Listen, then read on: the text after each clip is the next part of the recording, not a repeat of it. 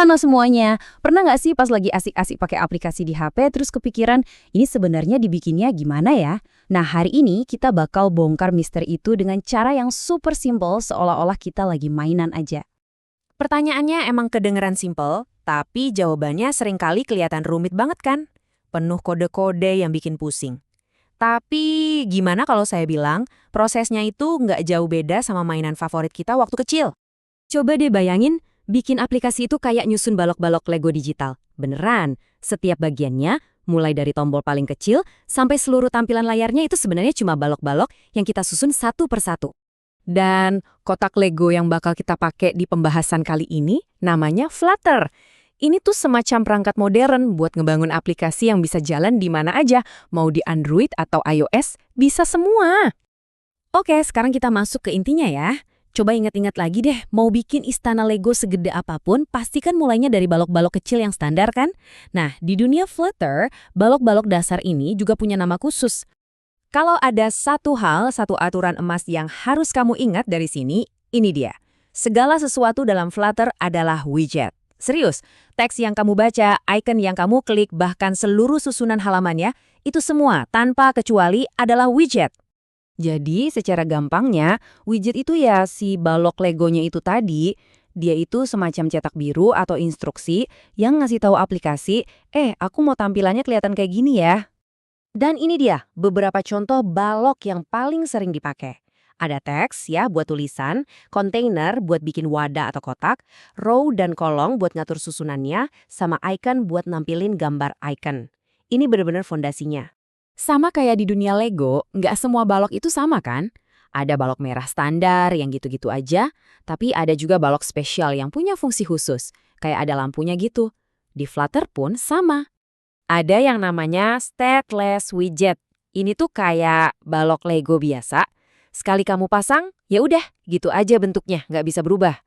Tapi ada juga yang namanya stateful widget. Nah, ini kayak balok Lego spesial yang ada tombolnya. Begitu kamu pencet, lampunya nyala. Artinya, dia bisa berubah dan merespons interaksi kita. Oke, kita udah punya banyak balok nih. Tapi kan percuma punya balok kalau kita nggak tahu cara nyusunnya, ya kan? Nah, seni menyusun balok-balok ini di Flutter kita sebut sebagai layout. Aturan pertama yang paling dasar adalah row atau baris. Gampang banget, sesuai namanya, widget ini tugasnya nyusun balok-balok lain berjajar ke samping, secara horizontal. Dan ini nih buku panduan atau kodenya. Tenang, nggak usah pusing sama detailnya. Lihat aja intinya. Kita cuma bilang ke aplikasi, tolong masukin icon bintang sama tulisan rating ke dalam satu baris atau row. Dan jeng-jeng, ini hasilnya. Persis kayak yang kita perintahkan, ikon bintang dan tulisannya jadi berjajar rapi ke samping. Simple banget kan? Oke, setelah nyusun ke samping, sekarang kita coba nyusun ke bawah. Aturan kedua adalah column atau kolom. Ini kebalikannya row. Kalau row tadi nyusun ke samping, nah kolom ini tugasnya numpuk balok-baloknya ke bawah secara vertikal. Kita intip lagi buku panduannya. Kali ini instruksinya, tolong masukin tulisan nama sama tulisan NIM, tapi taruh di dalam satu kolom. Dan hasilnya tepat seperti yang kita bayangin. Tulisan nama ada di atas dan NIM ada di bawahnya. Cuma dengan dua aturan simple ini, row dan column, kita udah bisa ngatur banyak hal loh. Jadi, kita udah punya balok-balok statis, balok dinamis, dan kita juga udah tahu cara nyusunnya, ke samping atau ke bawah. Sekarang, ayo kita lihat gimana semua ini digabungin buat bikin sesuatu yang beneran kelihatan kayak aplikasi. Coba perhatiin deh layar aplikasi sederhana ini. Ada bilah judul warna biru di bagian atas, terus ada beberapa isi konten di bagian tengah atau badinya. Nah, buat bikin bilah judul yang warna biru di atas itu, ini dia instruksinya. Kita pakai widget namanya App Bar, terus kita kasih judul Mobile App. Dan lihat deh, instruksi sesimpel itu langsung menghasilkan bilah judul biru yang kita lihat di atas layar. Benar-benar langsung kelihatan hasilnya kan? Intuitif banget.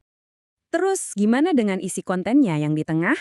Nah, buat bagian badinya, kita pakai widget kolom yang tadi udah kita pelajarin. Di dalamnya, kita tumpuk aja teks Hello Flutter sama sebuah icon telepon. Dan hasilnya persis kayak gitu. Teksnya dan ikonnya muncul di bagian utama layar, ketumpuk secara vertikal. Kenapa? Ya karena kita pakai kolom.